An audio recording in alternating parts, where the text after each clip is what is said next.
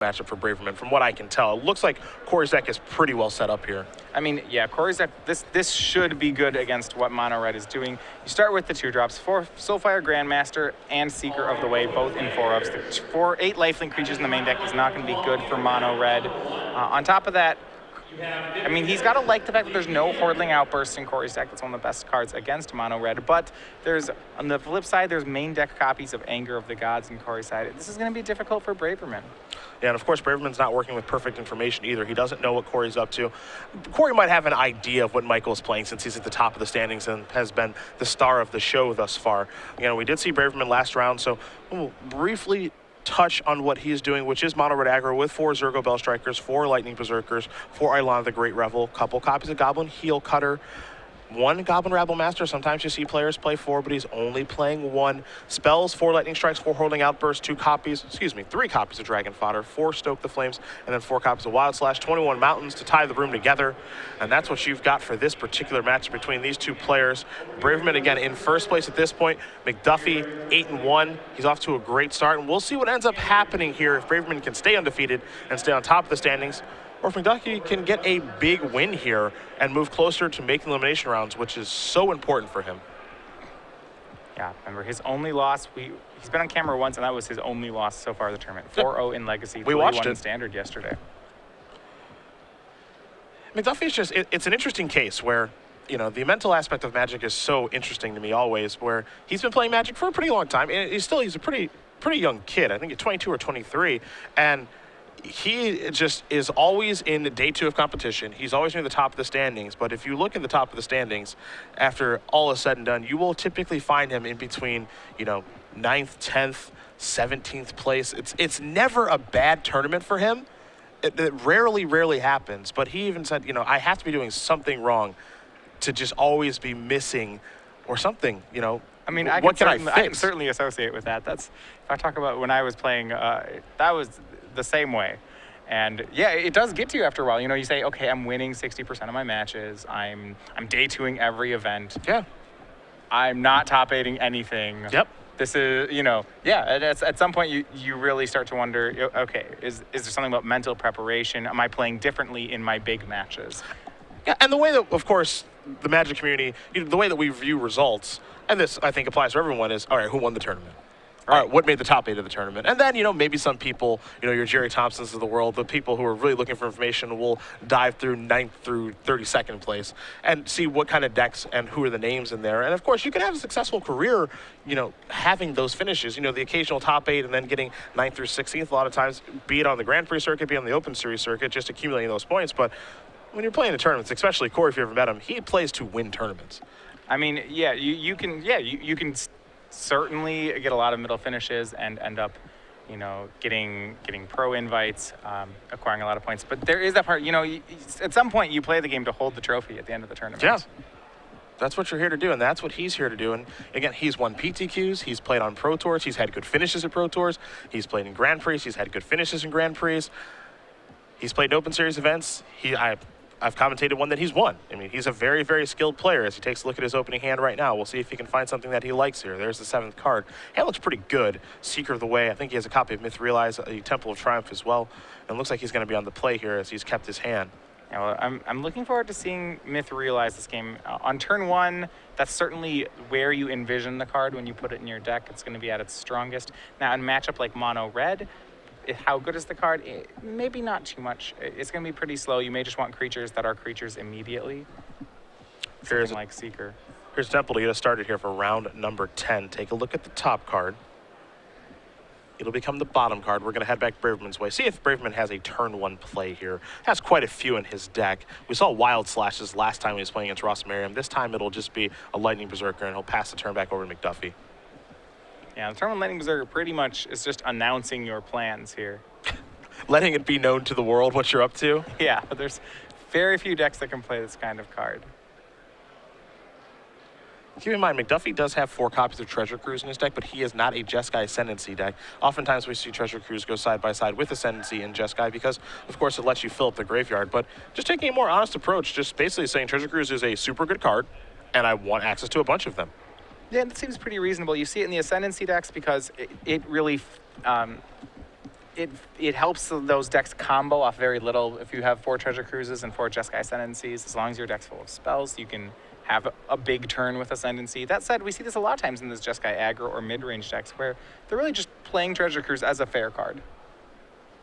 McDuffie going to search up an island here, a beautiful one at that. And we'll see what his turn 2 play is going to be, as he's at 19 thanks to that Flooded Strand. You'll note when you do watch Korey play, he's pretty methodical in his ways. Reminds me a lot of Jim Davis, where it's not, I wouldn't call it slow, I would just say they're thinking about a lot when they're playing before they come to a decision. Because one thing about Jim and with Korey too is they don't get draws. Like right. They finish their matches. Here is a Seeker of the Way. We will head back Braverman's way with just a Lightning Berserker and a Mountain in play. I'll take a draw. There is a Mountain. We'll see if maybe he has a removal spell to get this Seeker of the Way out of the way.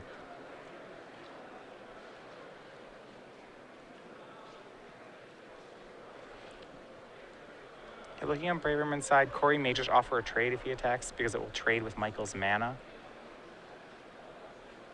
It's interesting to see how highly does Korey value a Seeker of the Way. Pretty highly that he's not willing to block. Now there's a Wild Slash. So that says there because Michael slashed post-combat is that Michael actually wanted to trade the Lightning Berserker with the Seeker of the Way. Mm-hmm. If he didn't want the trade to happen, he could have just slashed and then attacked. Korey's hand right now does not have a 3rd land. Does have a Myth Realize he can play. Also has a copy of Lightning Strike. You see the 2 copies of Treasure Cruise. There's also a Mantis Rider in hand right now, so his hand's a little bit awkward. He has to decide between Lightning Striking a card or working that Myth Realized out there.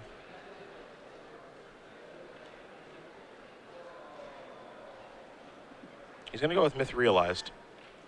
By not leaving up red, he's going to take... This will cost him some life points. We'll see just how many. And this is a bold statement from McDuffie. And Pete Sully really put it the best at the top of the show, where this is kind of a constructed pre-release for people who are playing the standard portion of this format due to the addition of Dragonstark here, where it's just, all right, Myth Realized, I'm not sure how good it is. This is pretty powerful on the surface. You mentioned when looking at a spoiler, you got to look at those 1 mana cards. You want to start with the cheapest cards and then move your work upward. And Korey feels that, hey, this is so good, I want to play 4 of these. Braverman, well, he had a really nice turn here. Gets in for 1, gets to play a Zergo, Bellstriker, and an Eidolon of the Great Revel. So not a bad turn there at all for Michael. What the Myth Realized sets up for Korey is to play a control game plan, to just play removal spells and then eventually just have a large blocker. Wild Slash isn't bad. Now, the issue for Korey is that he has this island, which is actually pretty awkward at the moment. Everybody's coming into the red zone. A pump of the Lightning Berserker very quickly here for Braverman. He'll pump again. He will pump again. He may just throw all his mana into it at this point. If Korey can't, at most has 1 kill spell, and it's kind of a win-win situation for Michael. Either Korey kills the Eidolon, and then all these pumps work on Lightning Berserker, or if Korey kills the 4/1 Lightning Berserker, then Eidolon gets to stick around and deal additional damage when Korey eventually has to kill it. Well, this is actually kind of interesting. It looks like he wanted to cast Valorous Stance, but he's going to have to go with Lightning Strike now. If Valorous Stance counts on toughness, not on power. Now, the big question was, do you want to go after the Eidolon or do you want to go to the Berserker? I think it's pretty tough. Right, and there's not a good answer to it. Korey's taking a lot of damage both ways. Yeah. He's going to take care of the Eidolon, so he has to take 2 from the trigger. He'll take 4 from Berserker, and then, of course, 2 from Zergo Bellstriker. So it's an ugly turn here for McDuffie. It's a great turn for Braverman. Yeah, total of 8 damage. It's just a ton here. It does set up the Myth Realized to trade with Lightning Berserker. McDuffie goes down to 7. There was an additional pump. Now, that's actually a pretty big draw. A 3rd land there for McDuffie. It is a Battlefield Forge, so it's good and bad, because you do want a 3rd land. But it's a painful 3rd land against a mono-red aggro deck. Yeah, and I don't think Korey can even go for Mantis Rider here. If he goes for Mantis Rider and Braverman has a kill spell, that will be game. I think what you'll see Korey play is some combination of Wild Slashing and activating Myth Realized. Yeah. Braverman will draw a card. There's another mountain. In the enviable position where drawing a mountain is not actually a bad thing because Lightning Berserker is in play. Yeah, I mean, Michael is heavy on lands, and that may be a saving grace here for Korey. Korey going to activate Myth Realized, hoping he gets the opportunity to block. So in this situation, Myth Realized more just played out really just as a 2-mana kill spell. 1 to play, 1 to activate, and now it's going to kill a creature. Yep. Which, in this matchup, is fine. He did have to jump through a hoop to do it. He had to delay his Lightning Strike, so it was inefficient. Braverman does have a Wild Slash. He'll go after the Myth Realized. He definitely is hoping to get another hit off this Lightning Berserker. What's interesting here is that Korey did show Valorous Dance last turn. It was on accident, I think. But he can Valorous Dance this. Yeah, and that's got to be for Korey thinking, okay, well, what's going on? If Michael has another Wild Slash, I mean that'd be your read. Michael must have a second kill spell. Yeah. Or has forgotten about Valorous Dance, but that seems unlikely. Michael's sitting at 9-0 for a reason. Well, Korey's going to take 1. This will trigger Myth Realized. And it will make the creature indestructible. Or indestructible. I mean, if this works, this will certainly have been an oversight on Michael's side. It looks like it's working. No, I still think he does have to hop in front of the Yeah, but Lightning now Berserker. it's a 2-for-1. The Myth Realized is indestructible. Yep, they're Stoke the Flame. So life is just fine here for Braverman. Has right. 2 damage from the Bell Striker, and then, of course, 4 damage from the Stoke the Flames means that Braverman does win game number 1 here over Korey McDuffie. Mono Red aggro up a game over Jeskai midrange as we move on to the sideboards, and we will start with McDuffie. You've got that sideboard in front of you. Well, it was game 1 we thought looked pretty decent for Korey. Now he didn't get it, and a lot of that is due to some of his clunkier cards. I think things like some of those Treasure Cruises and really Valorous Stance are going to be suspect here. He's just going to want to make his curve lower. So if you look at the cards he has out of his sideboard, he has 2 copies of Arc Lightning. Those are going to be great against Mono Red. Additional copies of Negate aren't terrible. Michael is playing a lot of Burn. Also, just quality 3-drops. We saw he had Mantis Rider. A Brimaz may also come in. Other side of things here for Braverman. We looked at his sideboard last round. We'll look at it again with his 1 Mountains, 2 Hall of Triumphs, a Scouring Sands, 4 copies of Rose, 4 Outpost Sieges, and 3 Arc Lightnings. Given that we're working with very good information, we have both deck lists in front of us. But what I can tell, it doesn't seem like anything's all that great here on Braverman's side. Like, I think he probably has to board in a card like Arc Lightning, but think about what he saw last game. He saw Myth Realized, and he saw Seeker of the Way. Right, so the problem with boarding a card like Arc Lightning is that it's just going to be a 1-for-1 in this matchup. So you're right, it's not ideal. If you're just playing to 1-for-1 and need to get these Lifelinkers off the board, maybe you board in Roast. At the same time, you may just stick with your main deck removal. There are options here for Michael, but I'm not sure what, if any of these, he's really excited about. Like, I think Roast is probably okay in this matchup, but there will be times where it's certainly awkward because I don't think that Mantis Rider is going anywhere from Korey's deck, and Roast clearly can't kill that. Roast has good targets, 4 Soulfire Grandmasters, 4 Seeker of the Ways, but didn't really see a lot. He saw 1 Seeker. That's it. He hasn't even seen Soulfire Grandmaster, which is, of course, really, really good against Michael's deck. Well, I'm interested. We talked about this last round. Michael has copies of Hall of Triumph in his sideboard, and I'm wondering what matchup he's using them for. My guess is it's against these red decks. By using it to make Zergo Bell Striker into a 3/3, then it trades up against things like Grandmaster and Seeker of the Way. That seems pretty relevant here. It also protects him from sideboard Arc Lightnings. So my guess is that those are useful in this matchup. All right, well, we'll see how both these players do sideboard here. And while we do wait, we will talk about the Star City Games Winter Collection. Still available. We got card sleeves, playmats, and dice bags of our turtle, our mammoth, our rat, and our wolf. You can get the new Winter Collection at StarCityGames.com/creature collection at any Open Series event, or of course on our website. They're adorable, and with any luck, we will have a spring collection coming out soon. but we were held in the dark on these things. That's what makes it fun. I wouldn't be surprised to see a spring collection rolling down the pipeline as we do turn our attention back to the match here between Braverman and McDuffie. Mono Red Aggro versus Jeskai mid-range. These players right at the top of the standings. Braverman pacing the field so far. You know, him and his brother Philip have really done a nice job of making a name for themselves in the Open Series. Both pretty good Magic players. Yeah, we have seen a couple brother teams here. We have, you know, Michael and Philip Braverman doing well in the Open Series. We've seen Andrew and Danny Jessup also doing well. I have to imagine if you're playing on these series, it's got to be a pretty fun thing to have. Yeah. I can only imagine what it would be like to just do well in tournament with your brother, or just getting to play test with your brother, because then I would just get nothing done. I would just play Magic all day. Oh, yeah. It would be bad. Well, to be fair, I did play Magic all day for 7 years, but if I could do it with a sibling, now that would be fun. I get to travel to tournaments together? Are you kidding me? That's the dream. I know Philip Braverman, I believe, still in this tournament.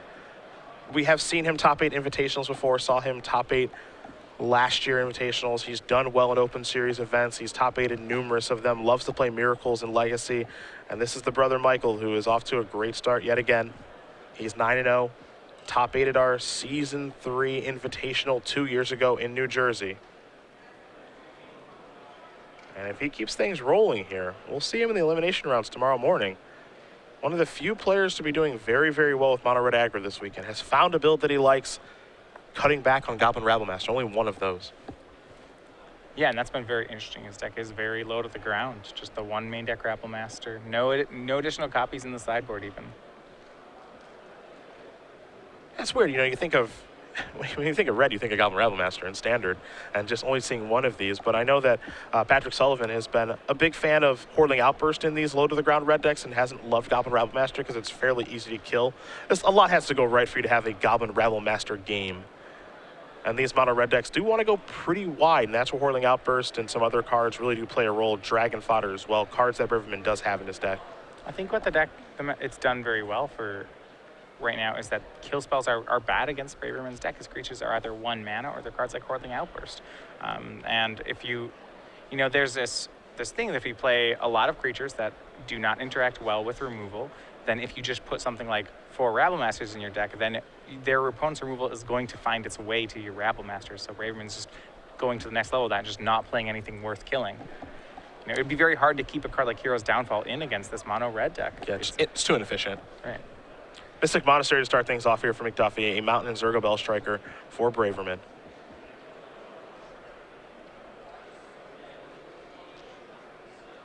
McDuffie does have lands, though they are painful ones. 2 copies of Battlefield Forge and a Shivan Reef.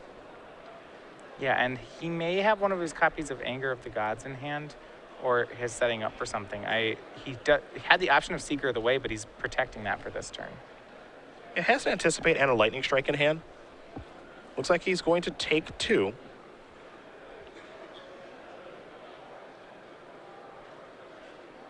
See what the follow-up is here for Braverman. You have to imagine he has one. It's a Lightning Berserker. And a passing of the turn. Wild Slash at the ready. And now we'll see whether Korey was baiting into a sweeper of some sort here. You know, he didn't play a 2-drop of his own, and he didn't use a Lightning Strike on the Bell Striker, so he's up to something. Yeah.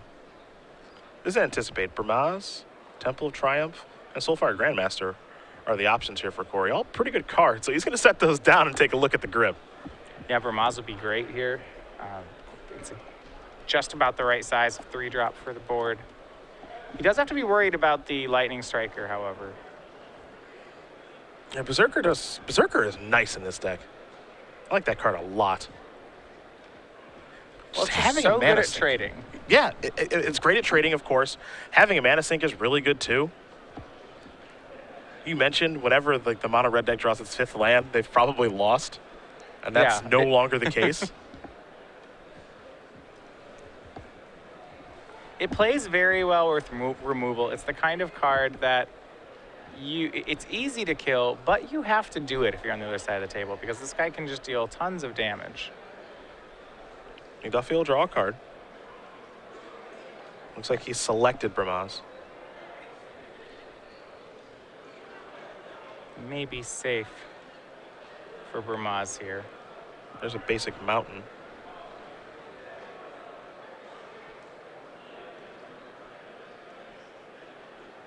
And he's going to pay 3, which means he's going to take 1. And if he does have Anger of the Gods in hand, this is trying to really rope Braverman in. Yeah, well, it'll put Braverman in a tough spot. He'll either have to continue to deploy creatures to get around the Bramaz. It'll just put a lot of pressure on Braverman to have a card like Stoke the Flames in his hand. Braverman, at the very least, can play a land and swing Lightning Berserker into Bramaz.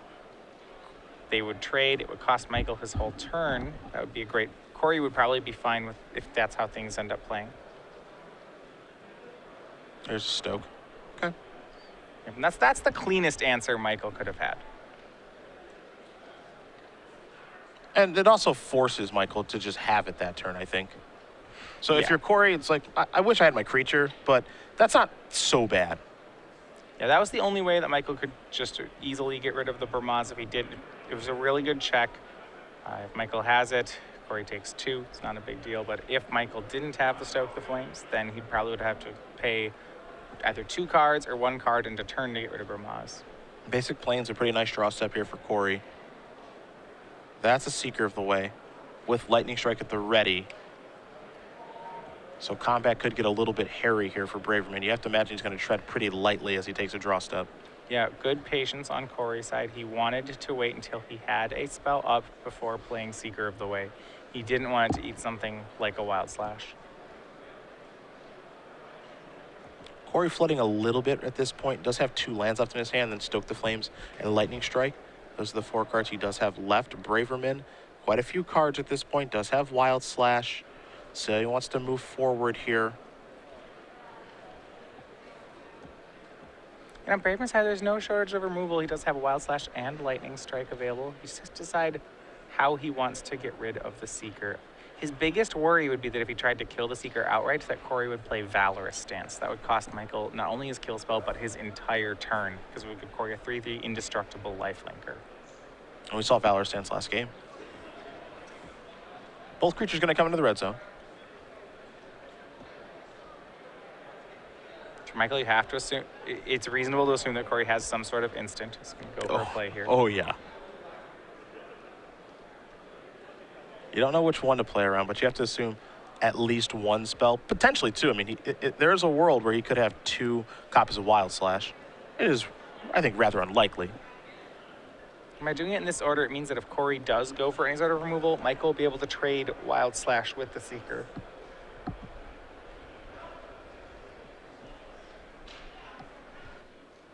And it looks like Michael actually, Korey's just going to go ahead and take 3 off this attack. He really wants to get that additional value out of whatever Michael uses to kill Seeker. I think blocking's tough in that situation. Because for everything to go right, for the Seeker to live, Michael basically has to have nothing. Yeah. I mean, it seems unlikely the Seeker will live no matter how Korey plays it. Yeah.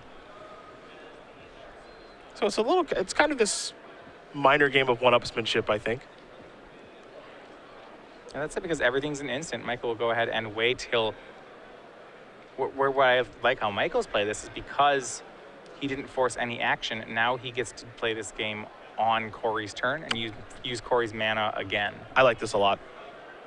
Doing this on McDuffie's upkeep. So here's a Wild Slash. And by using Wild Slash here, instead of Lightning Strike, Michael will get 2 for 1. So here's Stoke the Flames. And if you're curious how good Lightning Berserker is, well, look what Stoke the Flames is targeting. Yeah, but now it's going to force a second kill spell out of Michael. Yep. So yeah, it'll end up being a 3 for 2 or a 2 for 1, depending on how Michael plays it. It's an exchange I think that Korey is probably okay with. I imagine he wants to keep his Seeker of the Way because it's an all-star in this matchup. But I also like how Korey sequenced things out here, which is, okay, I'm going to Stoke. I have a land in my hand for the Lightning Strike. He drew a copy of Flooded Strand. Yeah, and it may be that Michael wanted to start on Lightning Strike just because it seemed pretty likely that Korey would have at least 1 instant. Sure. The Wild Slash ended up getting thrown away there. There's Shivan Reef. But because, as you mentioned, Korey pretty heavy on lands right now, and Michael, skipping his land drops the last 2 turns, very light on lands. Well, there's land number 4 for Braverman. Maybe just fine. He's reaching. Is this perhaps a Rabble Master? It's a heel cutter. It'll be dashed. This really shows that in Constructed, there's just one mode on heel cutter. Just being dashed, not hard Just cast. don't hard cast. I mean, if you played with the card in draft, it feels the same way. You play it on 4 and you're like, man, now it's just going to die. And, well, even when you dash it, sometimes it dies. Lightning Strike's going to have to go after that. And now Zergo Bellstriker will get the hit for 2. See if Braverman has a follow-up here. Just has to pass the turn back. We go back to McDuffie. And Island's the draw. McDuffie's done a great job of staying alive, of trading. Now he needs some of his card advantage. So ideally, he'd get a Treasure Cruise. This is a situation where Soulfire Grandmaster is not terrible. It'll turn out. Its second ability is definitely live for most of Korey's removal. Korey has 5 cards in his graveyard at this point, so Cruise would cost 3. He did a quick check. This is another heel cutter. It is. Just wants those haste threats. Here's an attack for 5. McDuffie's going to go down to 4.